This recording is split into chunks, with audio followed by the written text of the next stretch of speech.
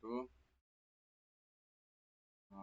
Perkenalkan, kami dari kelompok 3 ingin menjelaskan tentang proyek eksploitasi data analisis EDA yang telah kami buat di mata kuliah probabilitas dan statistik program studi teknik informatika.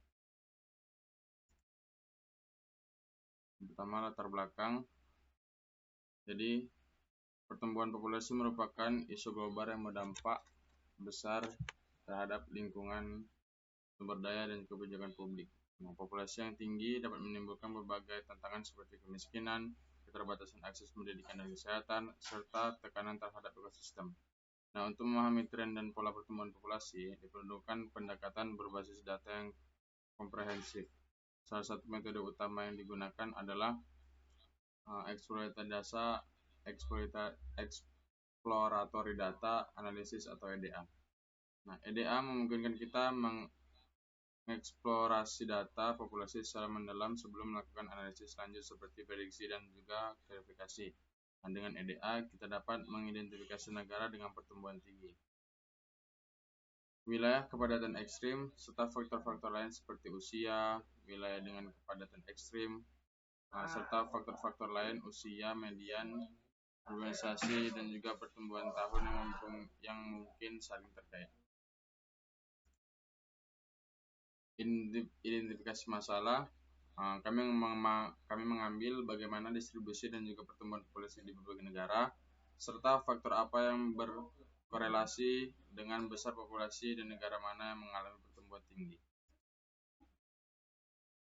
Asumsi awal, analisis kebutuhan, dan juga batasan proyek. Yang pertama, dataset diperoleh dari bank dan juga Our World in Data.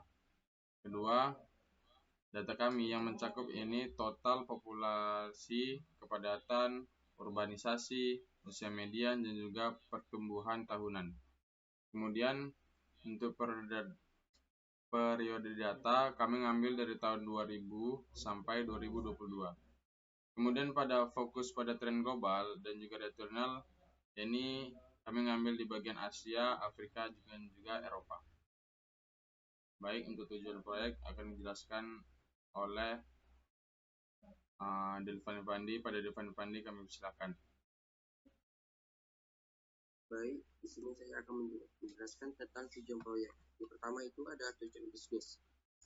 Tujuan bisnis ini, tujuan utama dari proyek ini adalah untuk memahami pola, tren, dan faktor-faktor yang mempengaruhi pertumbuhan populasi manusia di berbagai negara di dunia.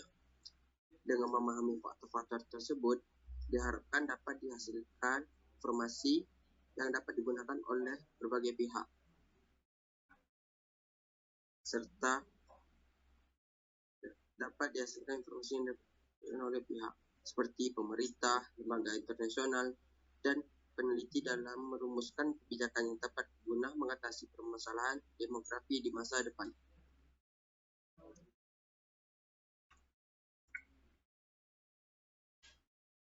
Yang kedua itu ada telaan data statistik. Yang pertama itu ada dataset. Dataset yang digunakan berasal dari Our World in Data, berisi data populasi dari lebih 200 negara. Contohnya, yang pertama itu ada country, year, dan population. Yang kedua ada analisis kebutuhan data.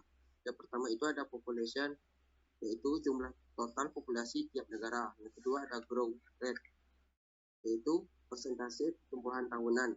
Yang ketiga ada median age, yaitu usia tengah penduduk. Yang keempat ada urban population, yaitu persentase penduduk perkotaan. Yang ketiga itu ada analisis korelasi. Korelasi negatif antara median age dan growth rate min 0.66. Yang kedua ada korelasi positif antara urban population dan population, itu 0.73. Yang terakhir ada analisis virtual. Yang pertama itu ada histogram median age. Yang kedua ada scatter plot, yaitu growth rate vs median age. Yang terakhir ada berkat populasi tertinggi dari tahun 2022.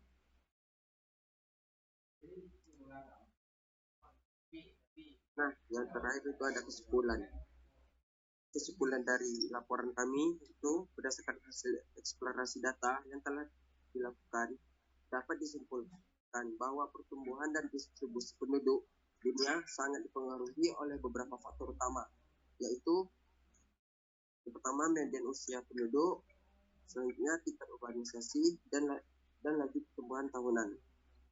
Negara-negara berkembang di kawasan Afrika umumnya memiliki usia median yang lebih muda serta tingkat pertumbuhan penduduk yang lebih tinggi dibandingkan dengan negara-negara maju di kawasan Eropa, Amerika Utara, dan Asia Timur.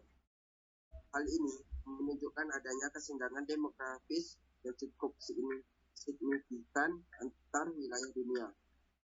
Distribusi usia median yang berkonsentrasi pada rentang 25 hingga 35 tahun mengindikasikan bahwa sebagian besar negara di dunia saat ini berada dalam fase populasi usia produktif, yaitu usia di mana penduduk berada pada masa puncak kemampuan bekerja dan berkontribusi pada perekonomian negara. Baik, sekian dari kami. Mohon maaf apabila ada kesalahan. Assalamualaikum warahmatullahi wabarakatuh.